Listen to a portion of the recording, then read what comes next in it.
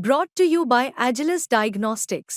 Health test की बात आती है तो मैं भरोसा करता हूँ India largest diagnostics company Agilus diagnostics. खुद को टेस्ट करते रहो। साल 2020 से लद्दाख में भारत और चीनी सेनाएं आमने सामने खड़ी हैं, लेकिन अभी लद्दाख को लेकर भारत और चीनी सेनाओं के बीच में राजनीतिक स्तर पर एक बड़े बदलाव की बात की जा रही है। हमारे साथ पूर्व सेना प्रमुख और पूर्व विदेश राज्य मंत्री जनरल वीके सिंह हैं।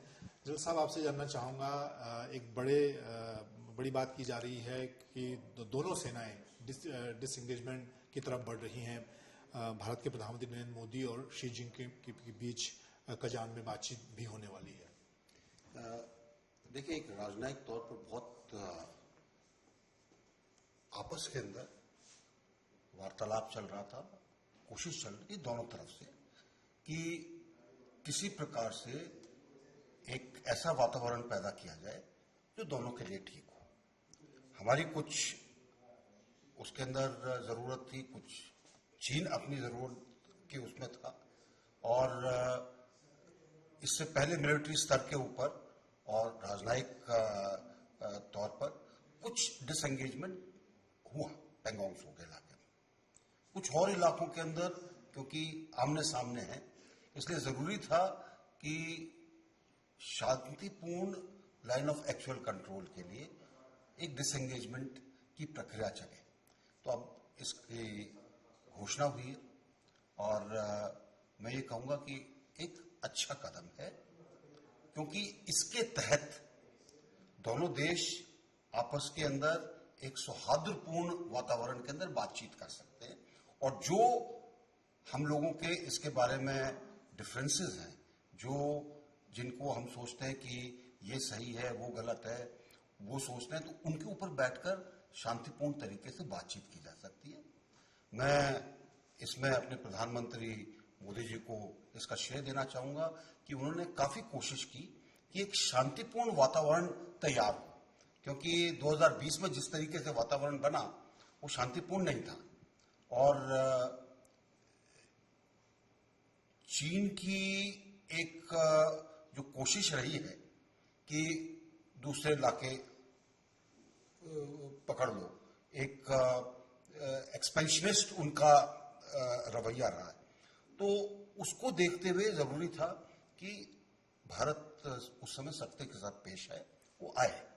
अब दोनों देशों के लिए अच्छा है कि हम सेनाएं थोड़ा अलग हों, जो इलाके जिसके हैं उसके ऊपर बातचीत हो, और एक पुराना एक बाउंड्री सेटलमेंट के लिए जो सौहार्दपूर्ण बातें चल रही हैं उनको आगे ले जाने के अंदर सहायता मिले। अगर हम ग्राउंड पर देखें, जो दो बड़े इलाके हैं, देवसांग प्लेन और दमचौक की बात की जा रही है, उस पर ग्राउंड पर चीजें कैसे आगे बढ़ेंगी? सेना प्रमुख ने भी कल कहा, जनरल उपेंद्र द्विवेदी ने, कि दोनों के बीच में कॉन्फिडेंस, भरोसा बढ़ना चाहिए और तभी ग्राउंड पर चीजें होंगी। देखिए, चीन के अंदर खासकर हर चीज ऊपर से आती है, जो उनको ऊपर से हुक्म मिलता है उसके हिसाब से कार्य होता है। इसी तरीके से हमारे यहाँ एक बार जब एक दिशा मिल जाती है तो हमारे लोग उस पर काम करते हैं। देपसांग और देमचौक के ऊपर अगर इस तरह का राजनयिक एक फैसला लिया गया है कि डिसएंगेजमेंट हो, तो अब वो जमीन पर कैसे होगा, दोनों तरफ के मिलिट्री कमांडर्स बैठकर उसके ऊपर बातचीत करेंगे। और क्योंकि एक स्तर पर यह ले लिया गया है कि कोई हल निकलना चाहिए जो दोनों देश उसको मानकर आगे बढ़े, तो इसमें किस तरीके से आगे बढ़ना, ये दोनों सेनाएं और उनके जो डेलीगेशन है वो बैठकर इसके ऊपर बात करेंगे ताकि उसको ठीक तरह से सुलझाया जा सके। लेकिन मैं आपके मार्फत ये जरूर कहना चाहूंगा, कई बार क्या होता है कि हमारे यहाँ हर चीज तो इंस्टेंट कॉफी की तरह होती है। वो जी डिसएंगेजमेंट का आ गया, बटन दब गया, अब कॉफी तैयार है। भाई, डिसएंगेजमेंट की बात हुई है, अब उसको होने में जमीन पे थोड़ा सा समय लगेगा। तो ये सोचना कि जी एकदम से सब कुछ हो जाएगा, वो उस भ्रम में हमको नहीं रहना चाहिए। इस डिसएंगेजमेंट के कारण जो दोनों के अंदर जो बातचीत हुई है डिप्लोमेटिक लेवल पर, अब शी जिनपिंग और हमारे प्रधानमंत्री जी की बातचीत होगी, तो दोनों की एक सकारात्मक वातावरण के अंदर बातचीत होगी और उस सकारात्मक वातावरण का और बातचीत का बाकी चीजों के ऊपर फर्क पड़ेगा। एक सवाल साहब, अगर हम डिसएंगेजमेंट के प्रोसेस को देखें, पूरे कितना वक्त आप मानते हैं, जैसा आपने कहा कि बहुत एक बटन दबाने से नहीं होगा, एक लंबा, क्योंकि पिछले 4 साल से हमने भी हमारा एक बड़ा इंफ्रास्ट्रक्चर तैयार किया है, हमारी सेना है, चीन का भी इंफ्रास्ट्रक्चर है। अगर हम 2 साल अप्रैल 2020 की स्थिति में पहुंचने की बात करें तो कितना समय और कैसे इसको आप आगे देखते हैं? कि देखिए, कुछ नियम और कुछ प्रिंसिपल्स के ऊपर सहमति पहले बनेगी।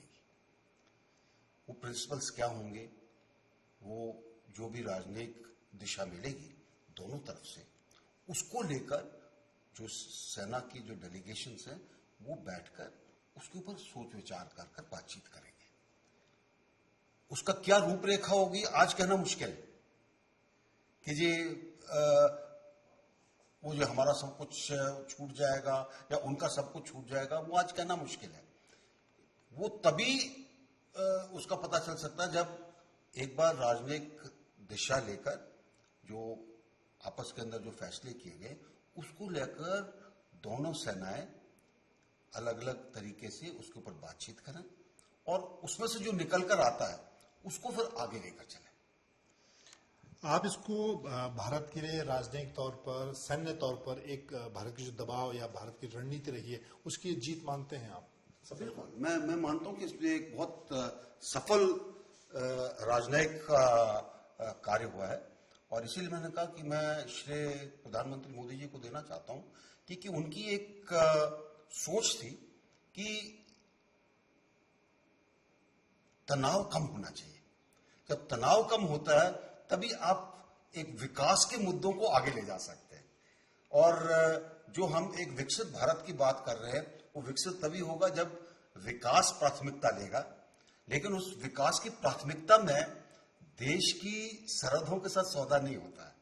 तो ये एक बहुत बड़ी बात है और इसके अंदर मुझे पूरा विश्वास है कि अच्छी चीजें निकल कर आएगी। बहुत धन्यवाद। जनरल वीके सिंह का कहना है कि ये अगर हम डिसएंगेजमेंट के प्रोसेस को देखें तो इसमें वक्त जरूर आगे लगेगा, लेकिन एक अच्छा कदम है भारत के लिए राजनयिक और सामरिक तौर पर। कैमरामैन प्रेम के साथ मंजीत नेगी।